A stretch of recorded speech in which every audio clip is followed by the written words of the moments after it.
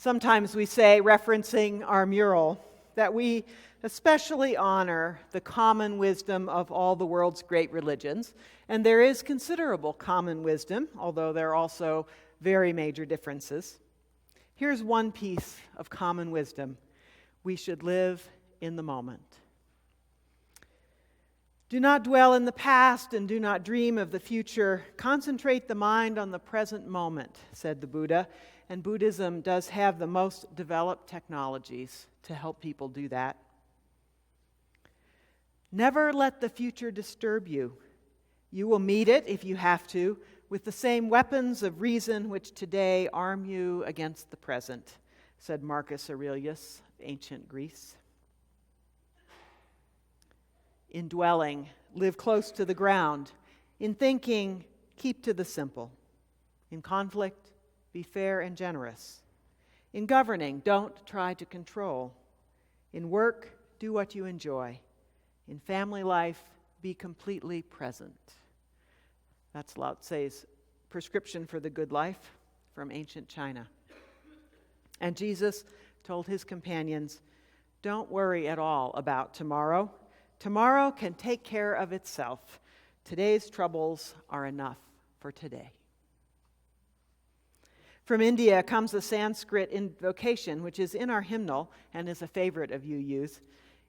Look to this day, for this is life, the very life of life. It's number 419, and within it is this wisdom. For today, well lived, makes every yesterday a dream of happiness, and every tomorrow a vision of hope. And our own Henry David Thoreau commented that you must live in the present, launch yourself on every wave, and find your eternity in each moment. So one of the things that I think about the wisdom of the world's great religion is, if it was that easy, they wouldn't have to talk about it so much. However, the world's great traditions are not wrong about the blessings of living in the moment. There is nothing as valuable to our own happiness and even our physical well-being as the ability to be here now, as the hippies used to say. To be able to focus on what is happening now without missing the trick because we are worrying about the future or rehashing the past. Even modern medicine agrees and recommends stress-reducing practices like meditation, Tai Chi, or creative pastimes that absorb us like art, gardening, and music. Those who practice such things find that their blood pressure goes down, their inflammation calms, and they are happier and healthier. But it's hard. Here's some reasons why it's hard. First of all, the monkey mind. Our brains are created to think. That's what they do best, and they don't ever stop. But we've got a mind as well as a brain. And the mind, which includes the I, which has a will and makes decisions, that mind can choose whether or not to pay attention to what the brain is thinking. In the same kind of way that parents tune out the chatter of that 2-year-old who is totally in love with her voice. Or how diners in a restaurant focus on their dining partner and not on what the waiter is saying to the patrons at the next table. Monkey mind happens even to the most experienced meditators and the most focused people, and there are ways to tune it out. Second, and more complicated reason that being in the moment is hard is that we need to plan ahead. We need to think about the future, to solve problems, to prepare ourselves for what's about to happen. We don't instinctively do those things the way the bears just automatically find a den for the winter. So it can't really be said that it is appropriate for a human being to always live in the moment. However, there's a difference between taking an afternoon to visit one's financial advisor or having a conversation with one's boss about the future of one's career in this company, or spending the ensuing evening stewing in anxiety about the future and unable to focus on any other activity, no matter how pleasurable.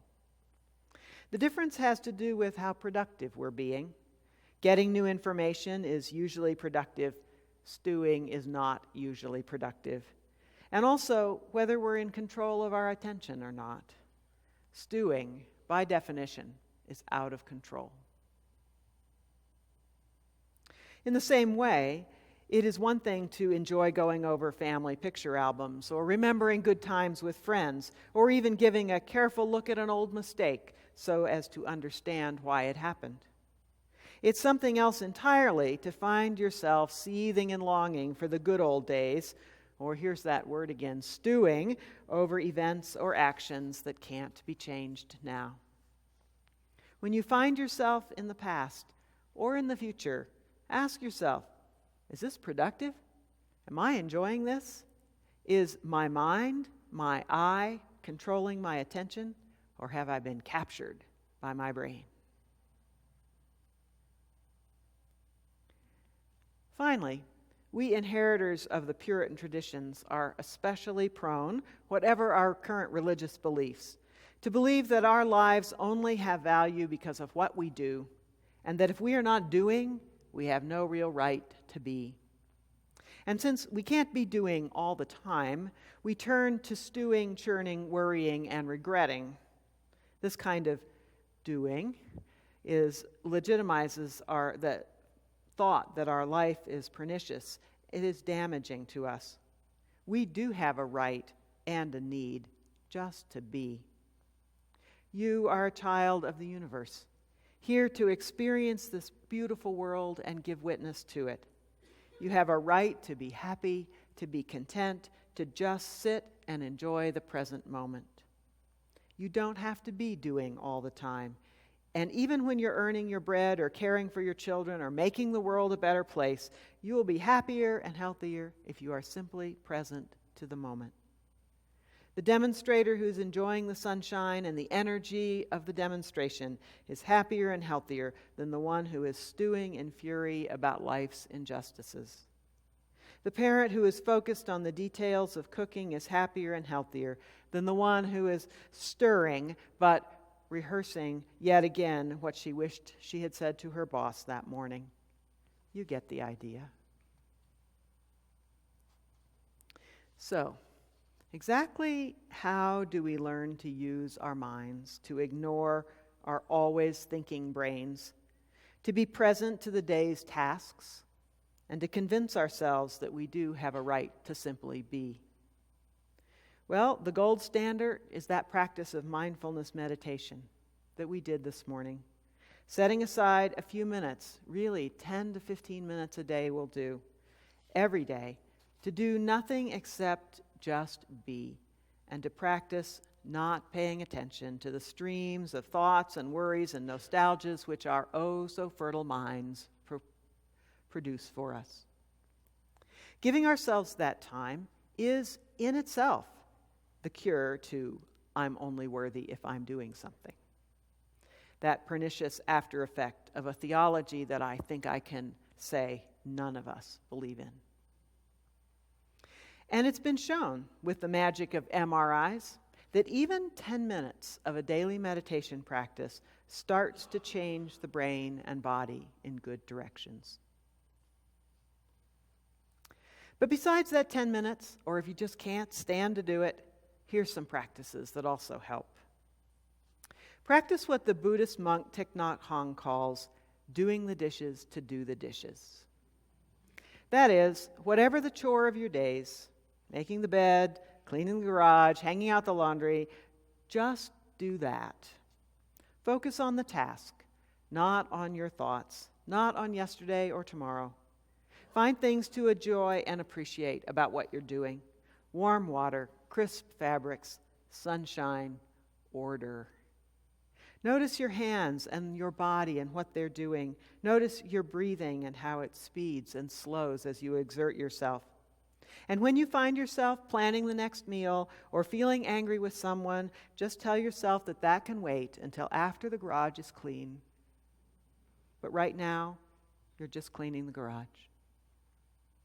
When you tend your children or your grandchildren, tend to them and attend to them. Talk to them and learn from them. Children, it goes without saying, are better than adults at living in the moment. We can learn that from them. You can practice being in the moment while you're cleaning the kitchen, while you're playing with the baby, while you're brushing your teeth, even while you're driving, or my current favorite, while you're walking the dog. Most of you know by now that I became a dog owner a couple of years ago when my mom's dog was thrown out of assisted living. I was willing, but not eager really, to take on this duty of love. And what immediately changed my life was that he wanted this walk as soon after I got up in the morning as it was light. Well, that was my meditation time, my me time. No matter what crazy schedule my day had, I had kept the first hour of the day sacred for my own spiritual practices for about 20 years. And now, here's this dog, pant, pant, wag, wag, please, please, please, please, please, please, wanting his walk. I tried ignoring him. I tried retraining him, and eventually I gave him, and I walked him. And I remembered the wisdom of Thich Nhat Hanh's friend, which he writes about in his first book, The Miracle of Mindfulness, which is still in print and still an excellent introduction to all of this.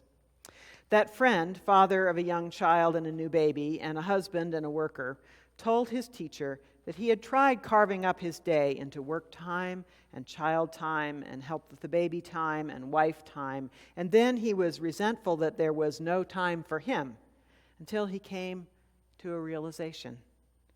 It's all my time, he told himself, and he decided to simply be present to the moments of his only life. It's all my time, I said, I told myself that I would walk the dog to walk the dog, and that too would be a spiritual practice. And with some dogs, that might have been very easy. Mosby, raised as he was in a senior housing area with no other dogs, turns into a nightmare of tooth, claw, and bark whenever he sees another member of his species, no matter what the size. He also doesn't like pickup trucks. So a walk in the park with Mosby is not actually a peaceful endeavor. It involves being on the lookout for other dogs and the neighbors they bring with them so that we can turn the other way. It involves being ready the minute a pickup truck turns into the street to reel in his leash so he doesn't dash to his death under its tires in his zeal to protect me from whatever he thinks its dangers are. You get the picture. I tried ignoring all this.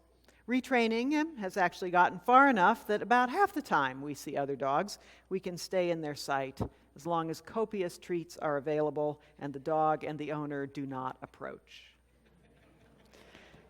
It's just, let's say, an odd meditation practice. In thinking about this and writing this sermon, though, I realized that I should not think of this as a meditation practice. I should think of it as a life practice. The moments of our lives that we strive to be here in are, after all, not always a walk in the park, not always a matter of beautiful skies and interesting birds and crisp air. The now we need to learn to be in has, after all, things that bother us, scare us, and things of which we vehemently disapprove. The practice, then, is to deal with what needs dealing with without a lot of mental whatever, and just letting it go. To be on the lookout for trouble ahead without being anxious or angry about it. To be a good dog owner who accepts the dog for who he is and deals matter-of-factly with what needs to be done. And who walks the dog aware of the day and not lost in anxious planning or helpless regret or wishing she was sitting on a nice comfy Zen cushion and is therefore open to the magic that is life.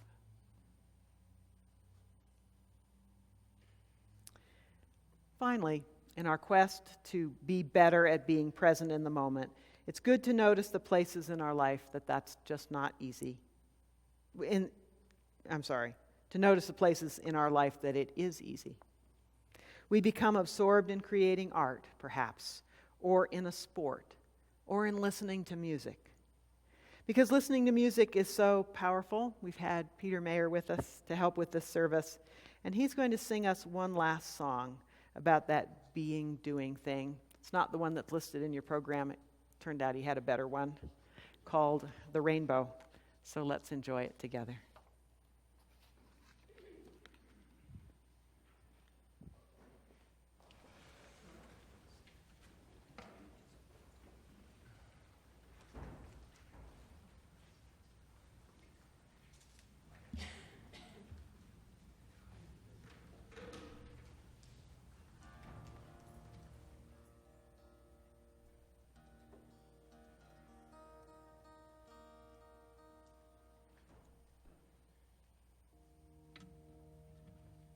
Okay.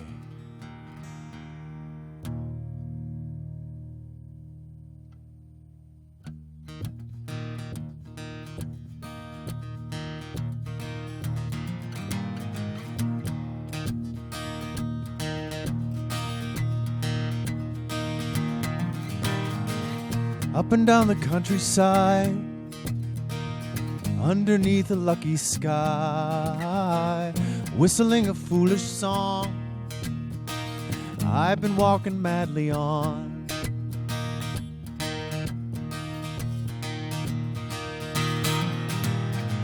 I bought into it long ago, the story of the pot of gold.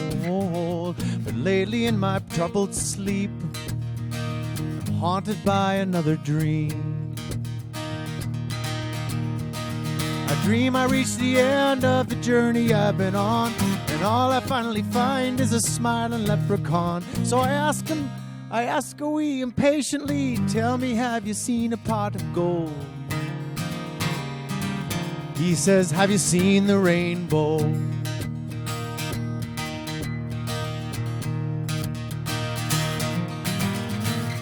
Have you seen the colors gleam, shimmer on a silent sea? Have you seen the colors shine brightly in another's eyes? Have you seen a firefly? Have you seen a lark? Have you seen the light burning in your beating heart? Have you seen the way the morning glows? Have you seen the red and green and gold? Tell me, have you seen the rainbow?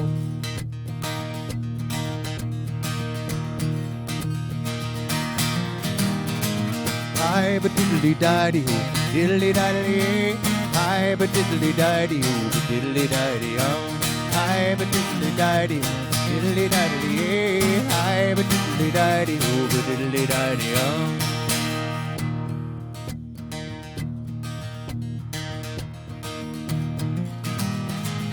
Up and down the countryside, you can see me hurry by, passing diamonds on the road, just to find a pot of gold. But I dream that at the end of the journey I've been on, all I finally find is a smiling leprechaun. And he asks to plead impatiently, tell me, have you seen a pot of gold? He says, have you seen the rainbow? So I ask a wee impatiently, tell me, have you seen a pot of gold? He says, have you seen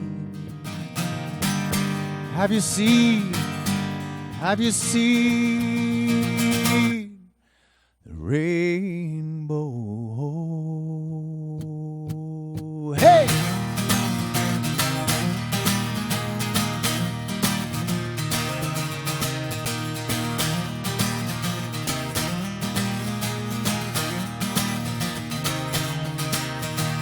Hi, but diddly-di-dee, diddly-di-dee, hi, but diddly-di-dee, diddly-di-dee-oh, hi, but diddly-di-dee, diddly-di-dee, hi, but diddly-di-dee, diddly-di-dee-oh, hi, but diddly-di-dee, diddly-di-dee, hi, but diddly-di-dee, diddly-di-dee-oh, hi, but diddly-di-dee, diddly-di-dee.